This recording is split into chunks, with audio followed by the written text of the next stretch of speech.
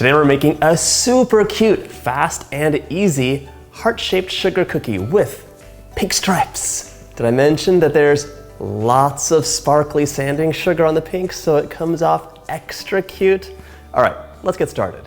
So when you make these cookies, you have two options. Option number one, make one batch. Divide the wet mixture in half, divide the dry mixture in half, and then you'll be coloring that one half of the wet mixture with the soft pink. That'll give you a beautiful contrast for those stripes. But if you don't have a scale, here's option two. Just make two batches because you can freeze the rest for later and have on-demand cookies. So we're gonna start off with 4 cups of all-purpose flour, that's 480 grams, into a large bowl, and we'll be sifting it together. That's it. Now, 3/4 of a cup of cornstarch. This is our secret ingredient to prevent the cookies from spreading so much. Also, there's no leavening agent in here, so they're not gonna puff up. It makes it so much easier to do a laminated stripe. Ooh, gosh, cornstarch in a bag, it's like nails on a chalkboard, oh my gosh. Set that aside, sift this together along with 3/4 of a teaspoon of salt. You can even use a full teaspoon if you want. I really like the contrast of that salt and the sugar, helps to bring the cookie alive. Okay, now sift. We'll whisk this all together so everything's distributed nicely. All right, set it aside, and now it's time for that butter and sugar. Into the bowl of my standing mixer fitted with a scraping paddle attachment. You could use a regular paddle attachment if you want. You'll just be scraping the bowl down a little bit more. I'm adding in 1 cup of unsalted butter at room temperature without the paper. Mix it up. Once it's nice and creamy, add in 1 cup or about 200 grams of regular white sugar.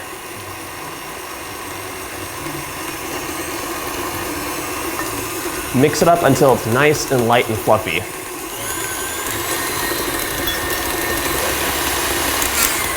Okay, this mixture was running for like 2 minutes on high, and I just want to show you what nice, light, fluffy butter looks like. Beautiful parchment white clouds. You can see the consistency is like fluffy and the color is noticeably lighter. So that is ready for our eggs now. We're adding in 2 room temperature eggs, 1 at a time. Room temperature eggs just mix up and incorporate more easily. They don't harden the butter when you plop them in there. 1 and 2. I'm gonna add in 1 tablespoon of vanilla extract right now. Mix it up. Okay, so now I'm gonna divide this batter into 2 equal batches. I'll just be using my scale for that, but if you don't wanna do that, remember, it's actually easier to make 2 batches and just color 1 pink. Double the cookies, double the fun. So if you're doing this the smart way, which I did not do, you would weigh your bowl out ahead of time and then just weigh it again. But I forgot to do that, so let's transfer and find out how much butter this is. All right, so I have 540 grams of this wet mixture. I need 270 grams back into the bowl. So close. Okay, there we go. So this will be our plain white mixture. Let's weigh out that dry mixture as well. The dry mixture is 566 grams. I need 283 in here. Like I said, it's easier to make a double batch. No math, says the former math teacher. 283 exactly. I'm so proud of this situation here. Paddle attachment back on. Mix it on low, and you're gonna see it come together really nicely. On my sugar cookie recipes, I occasionally get comments saying they're really dry and crumbly. That is definitely from mismeasuring the flour. And I'll tell you, once I was like, end of the day, really tired, making my own recipe, and what happened was, instead of putting in 4 cups of flour, I put in 4 pounds of flour. Very dry and crumbly, and I kind of suspect that's what's happening to a couple of you out there. It's like the end of the day, trying to make some cookies, and you mismeasure. But you will see, this comes together in a beautiful, silky, like very handleable batter. Okay, take a look. Here's our cookie dough, and you can see, very nice. Not crumbly, and it's going to shape up beautifully. This could go right into the oven. The only reason we chill it is so we can handle it, cut it, and have nice sharp edges. This can go into a plastic bag or roll it up in some plastic. All right, so just push it together into a nice mound, cover it with the plastic, and give it a preliminary roll. You can see it rolls really nicely too. This can go into the fridge now to chill, and then once it's nice and hard, in maybe half an hour or so, we can cut it into strips. Now it's time for our pink batch, and I have to show you one of my New Year's presents. Look at that. It's basically like the deluxe crayon set, but with food coloring. Now, I don't use food coloring very often, so this will last me a long time, but I'm so excited for all the colors. Today, I'm using my favorite, which is soft pink. Let's take the remainder of our delicious, fluffy butter sugar mixture. Ooh, I would eat this. I would do it. And we're gonna color this with some soft pink food coloring. Can you use something else? I don't really think so, because if you heat organic dyes, like if I put raspberry puree in here, it actually turns purple. So you could have a purple stripe, which is beautiful, but it wouldn't be the same as a pink stripe. So you're gonna mix this up and make it a little bit darker than you want because it'll lighten up once you add in the flour mixture. So maybe like 2 drops, 1 drop. Let's see what 1 drop looks like.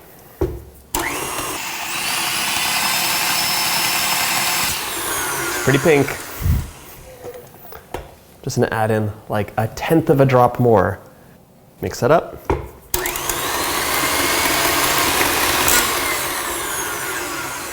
And now we can add in the dry mixture. Mix on low. Okay. And that's it. So take a look. This is a beautiful soft pink color. I feel like it's, clearly artificial, but, it could be convincing. I love the consistency. Also gonna wrap it up, chill it up, come back in half an hour, and get back to work. Now that my 2 doughs are chilled, it's time to roll them out to maybe about 1/4 of an inch thick, and then we're gonna laminate them together, chill again, and there'll be a sparkly surprise. Let's get started. Once your doughs are chilled, it's time to start rolling it out. Let's do the uncolored one first.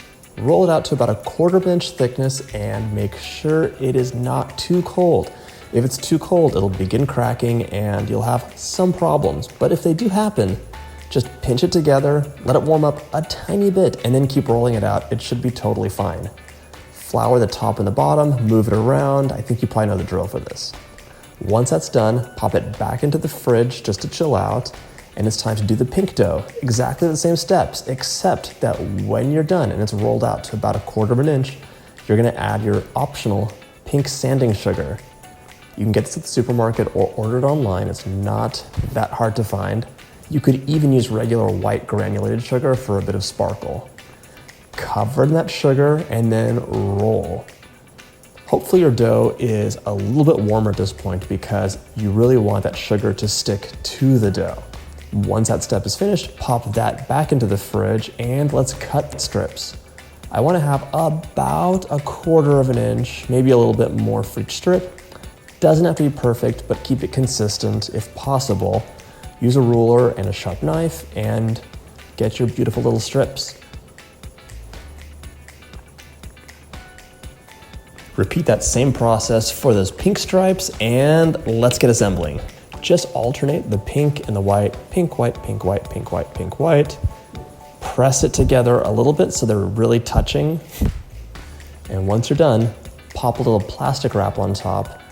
Roll it out again, be gentle. You just want to kind of press them together a bit more and even everything out because the doughs are probably not exactly the same thickness. You're gonna have a bunch of dough left over between those hearts, so I used a bunch of different size, smallish circle cutters just to get all of that dough out. You can totally re-roll it together. It's gonna look a little bit crazy and marbled. Still delicious though, excellent for snacking. Pop those cookies carefully onto a parchment-lined baking sheet. You could also use a Silpat if you wanted to.